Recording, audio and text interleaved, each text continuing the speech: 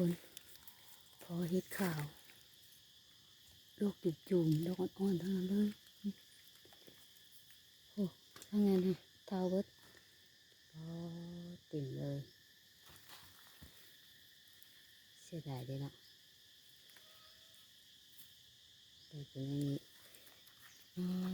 ยังอ่อนอยู่ดิเอามือแกงใส่หน่อไม้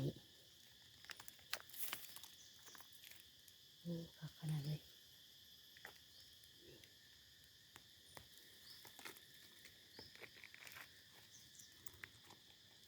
มันอยู่ในกกนั่นกกเกลือมเนาะยังดียังโชคดีอยู่มาเจอมันอ่อนจุ่มนี่คักโอ้โหโอ้โห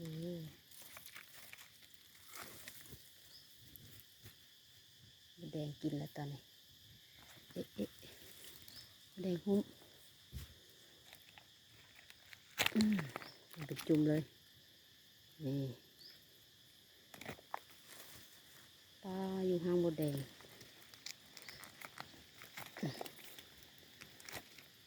โอ้คักขนาดเอามือแกงใส่หน่อไม้